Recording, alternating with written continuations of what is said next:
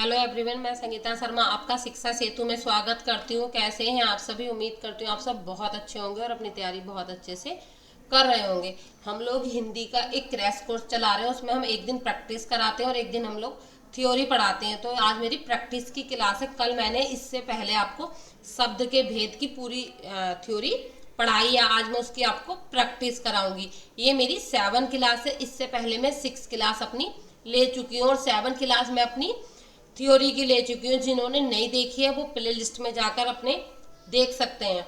निम्नलिखित में से कौन सा शब्द आपका तत्सम है?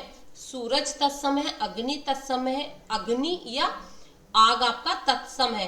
तो आपका जो तत्सम शब्द है यह है आपका अग्नि, और इसका तत्सम क्या है? ये आग का तत्सम शब्द है।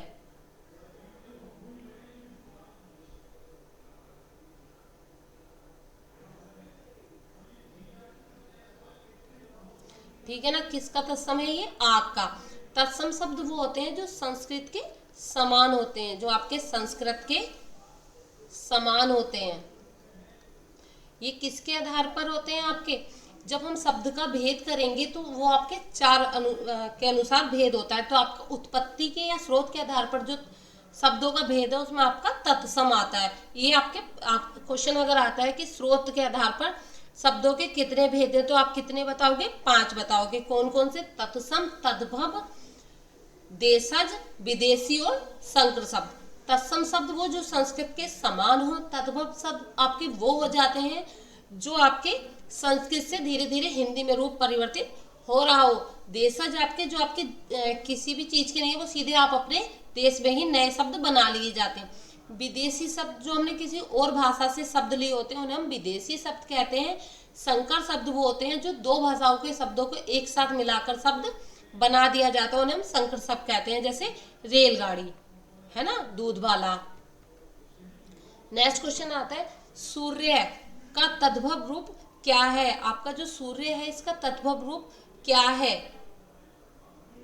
मतलब हिंदी में क्या है? सूरज है, सूर्य है, सूर्य है या सूरा है? तो सूर्य का जो आपका तद्भव है वह आपका सूरज है। नेक्स्ट आपका आता है, निम्नलिखित में से कौन सा शब्द देशज शब्द है? देशज शब्द वो हुआ जो आपके देश में अपने आप बना दिया गया। आपका बालक है, बच्चा है, शिशु है या कुमार है? क्या ऐसा शब्द है आपका जो आपका देशज शब्द है?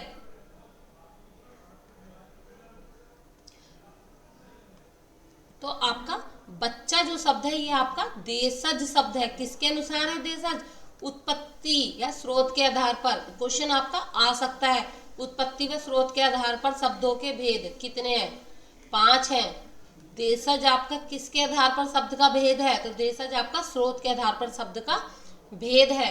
नेक्स्ट क्वेश्चन आपका आता है, रेलगाड़ी शब्द किस श्रेणी में आपका आता है? तत्सम है, संकर है, यौगिक है या आपका तद्भव है?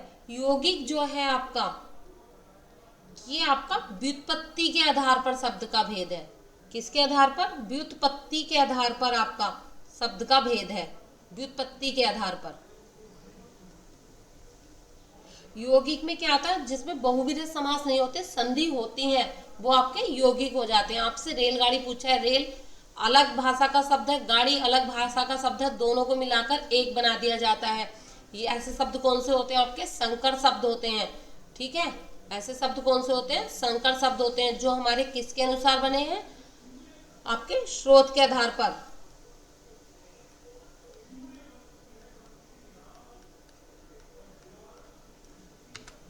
नेक्स्ट आपका आता है, कुर्सी शब्द किस भाषा से आया है? जो आपका कुर्सी है ये आपका किस भाषा से आया है? विदेशी शब्द तो है लेकिन किस भाषा का है? कुर्सी संस्कृत, अरबी, तुर्की या फारसी? तो आपका जो कुर्सी है ये आपका तुर्की भाषा से आया है। कौन सी भाषा से आया है? तुर्की भाषा से आया हुआ शब्द है। नेक्स्ट आपका क्वेश्चन है, जलपान। जलपान आपका किस प्रकार का शब्द है? जलपान ऋण है, यौगिक है, संकर शब्द है या योग ऋण है? आपके अगर क्वेश्चन आता है व्युत्पत्ति के आधार पर शब्दों के भेद, क्या? व्युत्पत्ति के आधार पर शब्दों के भेद।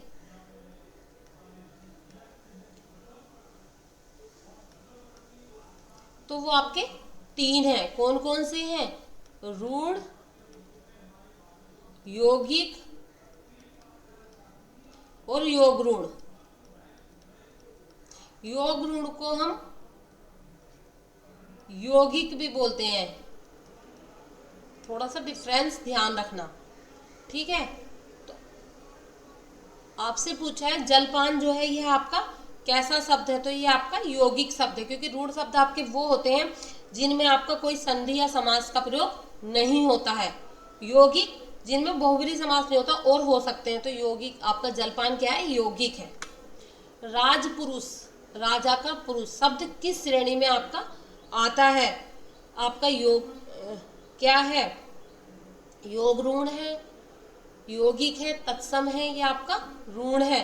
तो आपका जो राजा का पुत्र राजपुरुष है वो आपका योग ऋण शब्द है। किसके अनुसार है ये आपके व्युत्पत्ति के अनुसार है, और तत्सम आपका स्रोत के अनुसार है।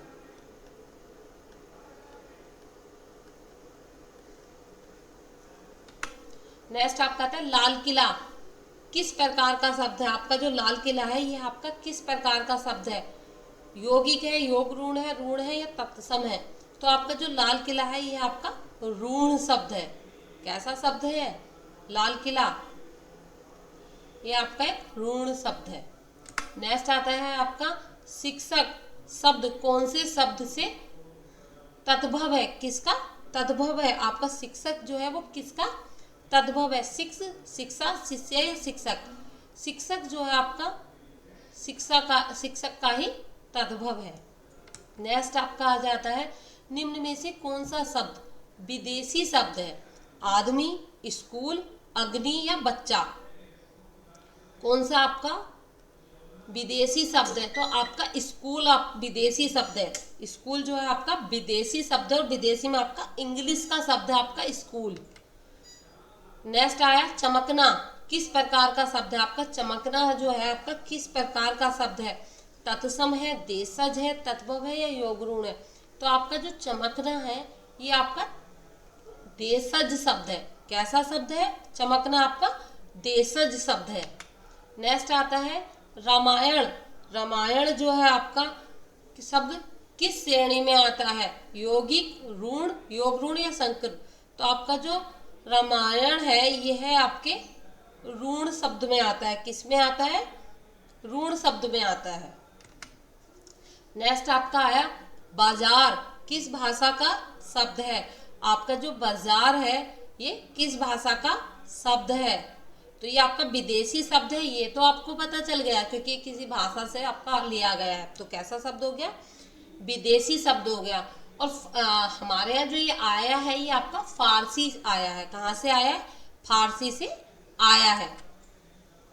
नेक्स्ट आपका आता है विद्यार्थी, विद्यार्थी जो है आपका किस श्रेणी का शब्द है? विद्यार्थी तद्भव है, यौगिक है, योग ऋण है या आपका तत्सम है? तो आपका जो विद्यार्थी है यह आपका एक तत्सम शब्द है। कैसा शब्द है? तत्सम शब्द है। नेक्स्ट आपका आता है कांच का तद्भव क्या होगा? मैंने कल जब ये थ्योरी पढ़ाई थी आपकी तत्सम, तो मैंने आपको 5 नियम बताए थे। मैंने उसमें क्या बताया था?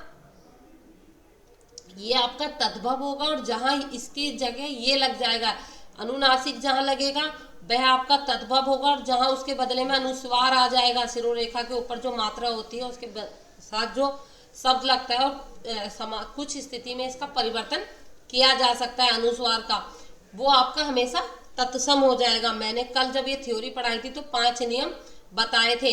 एक संयुक्ताक्षर जो होते हैं आपके वो आपके तत्सम होते हैं। ये लगभग 90% काम करता है, सब बताया था मैंने जब थ्योरी पढ़ाई थी। आप लोग जाकर थ्योरी क्लास एक बार देख लीजिए। होटल वाला शब्द, होटल वाला जो आपका शब्द है ये आपका किस श्रेणी में आता है? संकर शब्द है, यौगिक शब्द है, योग ऋण है या ऋण है? ये आपका संकर शब्द है, क्योंकि होटल अलग भाषा का शब्द है, इंग्लिश का वाला अलग, और दोनों को मिलाकर एक शब्द बना दिया गया है, यानी कि ये संकर शब्द है। नेक्स्ट आपका आता है मृग तृष्णा शब्द का अर्थ है। मृग तृष्णा जो है आपका इस शब्द का क्या अर्थ है? मृग का प्यासा होना, मृग द्वारा देखी जाने वाली तृष्णा, या आपका क्या भ्रमजाल या जल का भ्रम। जल के भ्रम को हम लोग मृग तीक्ष्णा बोलते हैं। क्या, किसको? जल के भ्रम को। कंफ्यूजन हुआ था, लगा ऐसा होगा मृग द्वारा देखी जाने वाली तीक्ष्णा भी इसका हो सकता है, लेकिन नहीं। जल का भ्रम को हम लोग मृग तीक्ष्णा बोलते हैं। नेक्स्ट आपका आया घर घर जैसा शब्द को क्या कहते हैं? घर घर जैसे शब्द को आप क्या कहते हैं? ये आपका यौगिक है, संकर है, योग ऋण है या संयुक्त है? तो ये आपका संयुक्त शब्द है। कैसा शब्द है? संयुक्त शब्द है। ठीक है ना। नेक्स्ट आपका आता है शब्दकोश। शब्द किस प्रकार का है? शब्दकोश जो है आपका किस प्रकार का है? यौगिक है, योग ऋण है या तद्भव है? कैसा है? तो आपका शब्दकोश जो है ये आपका यौगिक है। क्या है? यौगिक शब्द है। नेक्स्ट आपका आता है बालक। शब्द किस श्रेणी में आता है? आपका जो बालक है ये आपका किस श्रेणी में आता है? तत्सम है, तद्भव है, देशज है या संकर है? तो आपका जो बालक है ये आपका तत्सम शब्द है। कैसा शब्द है? तत्सम शब्द है। नेक्स्ट आपका बनता है निम्नलिखित में से कौन सा वर्ण तालव्य व्यंजन है? ये भी मैंने पूरी थ्योरी क्लास व्यंजन की बहुत अच्छे से डिटेल में पढ़ाई है, आप लोग जाकर देख सकते हैं। टा वर्ग है, चा वर्ग है, था वर्ग है, था है या पा है? देखो, कंठ से का वर्ग बोला जाता है, तालु से चा वर्ग आपका बोला जाता है। नेक्स्ट है तीन मात्राओं वाला स्वर कहलाता है। मैंने आपको पूरा पढ़ाया है, जब स्वर पढ़ाया है पूरा पढ़ाया है मात्राओं के अनुसार स्वर के भेद।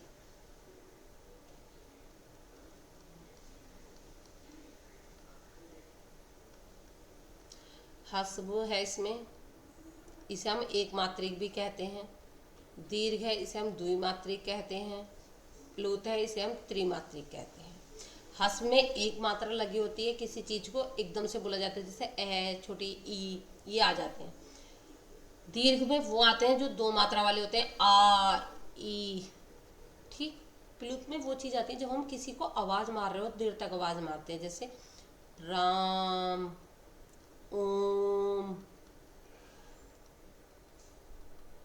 ठीक। तो त्रिमात्रिक कौन सा मैंने बताया? प्लुत शब्द जो होते हैं आपके त्रिमात्रिक शब्द होते हैं। फिर आपका नेक्स्ट क्वेश्चन आया निम्नलिखित में से कौन सा अनुनासिक स्वर कौन सा है? अनुनासिक स्वर आपका कौन सा है? अनुनासिक स्वर आप पूछा है कौन सा है? आपका ए है, एह है, आ है या ई है? तो अनुनासिक स्वर आपका यह है। अनुनासिक की मात्रा ऐसे लगती है, ये जो आपका नाक से और मुंह से दोनों से उच्चारण होता है वो आपके अनुनासिक होते हैं। ई किस प्रकार का स्वर है? जब मैं आपको पढ़ा रही थी तालु के अनुसार है ये, विव्रत, व्रत, सुव्रत। तालु के अनुसार स्वरों के जब भेद होंगे तब है आपके सैव्रत, विव्रत, अर्धसैव्रत, अर्धविव्रत, है ना। तो किसके अनुसार आपका क्वेश्चन आता है, ये आपके जो सैव्रत किसके आधार पर आपका स्वर है? तो आपका ये तालु के आधार पर है। किसके? तालु के आधार पर है। और ई जो है आपका, ई आपका सैव्रत है, ये आपका साव्रत है। इसमें क्या है था आपका, मैंने पढ़ाया था, जब आपको स्वर पढ़ाया है मैंने पूरी डिटेल इसकी आपको बताई है। ठीक है ना। जैसे शाब्रत जब आपका मुंह बंद होता है और आप बहुत अक्सर बोल पाते हो, जैसे ई हो गई, बड़ी ई हो गई, ऊ बड़ा ऊ और ऋषि आ जाता है। फिर अर्ध शाब्रत आपका जब आधा मुंह बंद हो, अर्ध बंद हो, मतलब थोड़ा खुला हो थोड़ा बंद हो, तब आपका अर्ध व्रत आता है, ये आपका बंद आता हो। इसमें आपका क्या क्या आ जाता है? ई, ऐसे बोलते हैं ना, ई, ई बहुत हल्का सा खुलता है, बड़ी ई, ऊ ऋषि, है ना। फिर आपका इसमें आपकी संख्या 5 है। उसके बाद आपका आता है अर्धसैव्रत। अर्धसैव्रत में आपका क्या आता है? अर्धसैव्रत आता है। क्या आता है? अर्धसैव्रत आता है। अर्धसैव्रत में आपके दो हैं, कौन कौन से? ए और ओ। इसमें आपका आधा मुंह बंद होता है। क्या? आधा मुंह बंद होता है, अर्धबंद। फिर आपका आता है विव्रत। विव्रत में क्या होता है? आपका पूरा मुंह खुला होता है। पूरा मुंह क्या होता है? खुला होता है। आ, कभी बोलना मुंह बंद करके आप नहीं निकलेगा। फिर आपका आता है अर्धविव्रत, ये है अर्धविव्रत। अर्धविव्रत में क्या होता है? आपका बी व्रत से तो कम और से व्रत से ज्यादा, अर्ध खुला। ठीक है, इसमें आपके क्या जाते हैं, ए, ए, ओ, ये शब्द आपके इसमें आ जाते हैं। और तो ई आपका किस में आया, से व्रत में आया। ठीक है ना। नेक्स्ट आपका है ए आ किस प्रकार का स्वर है, अभी बताया है बिल्कुल, ए और आ आपका किस प्रकार का स्वर है। तो आप लोग मुझे बताएंगे कि ए और आ आपका किस प्रकार का स्वर है। ए आ अर्ध से व्रत है, विव्रत है, अर्ध विरत है या शव्रत है, तो आपका विव्रत है। ए आ, मुंह बंद करके बोलो, नहीं बोल सकते, जिसमें आपका मुंह खुला होता है। ठीक है ना। किसके अनुसार है, तालु के अनुसार। अवतार स्वर कहते हैं, अवतार स्वर हम किन्हें कहते हैं, जिन्हें नासिका से ध्वनि निकले उसे हम अवतार स्वर कहते हैं। जिनमें दो स्वर मिलते हैं, जिनमें तीन मात्राएं मिलती हैं, जिनमें तीन मात्राएं मिलती हैं उनमें हम प्लुत स्वर बोलते हैं। जिनमें नाक से स्वर निकलता है, ओनली नाक से, हम अनुस्वार बोलते हैं, नहीं अनुनासिक बोलते हैं। नासिका से ध्वनि निकलती है तो स्वर पूछा है ना, इसलिए अनुनासिक। जिनमें दो स्वर मिलते हैं उन्हें हम क्या बोलते हैं, अवतार स्वर बोलते हैं। जैसे कौवा था आपका, और ए और ई मिल रहे हैं, कौवा, इसका उदाहरण आपका कौवा था, भैया था। हस्व स्वर में कौन सा आएगा, अभी बता के आई हूँ 2 मिनट पहले ही, और जब थ्योरी क्लास ली है जब तो पूरा बताया है। आ ई उ ए चैनल पे प्ले लिस्ट बनी हुई है जिसमें पूरी थ्योरी क्लास, पूरा हिंदी का कोर्स मैं करा रही हूँ। 7 क्लास हो चुकी हैं, 7 क्लासेज हमारी हो चुकी हैं। आगे पूरा हिंदी का कोर्स कराऊंगी, आप लोग चैनल को सब्सक्राइब कर सकते हैं। क्या हुआ इसका, हस्व स्वर में आपका ए आ जाएगा, क्या आ जाएगा, ए आ जाएगा।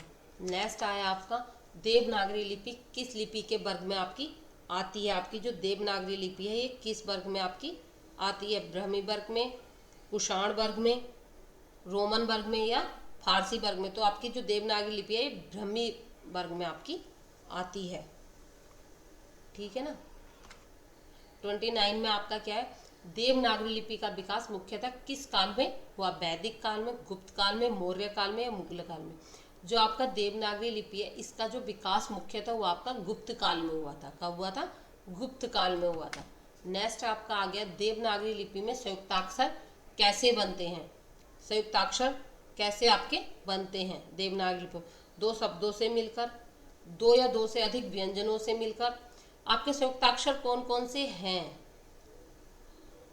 जैसे आपका ये भी संयुक्ताक्षर है, ये भी संयुक्ताक्षर है, ये भी संयुक्ताक्षर है, और आपका ये भी संयुक्ताक्षर है, ऋषि, है ना। तो दो या दो से अधिक व्यंजनों से मिलकर आपका क्या बनते हैं, संयुक्ताक्षर आपके बनते हैं। आपको मेरी क्लास कैसी लगी आप लोग मुझे कमेंट बॉक्स में ज़रूर बताना।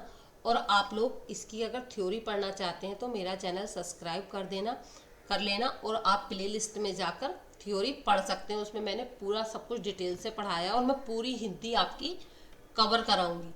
आपकी कोई से भी एग्ज़ाम में आपकी हिंदी आती है तो आप उस वहाँ से उसकी तैयारी कर सकते हो। उसमें मैं ऑल एग्ज़ाम के हिसाब से हिंदी को लेकर आपकी चल रही हूँ। ठीक है ना। वीडियो को लाइक ज़रूर कर देना और चैनल को सब्सक्राइब कर लेना। Thank you.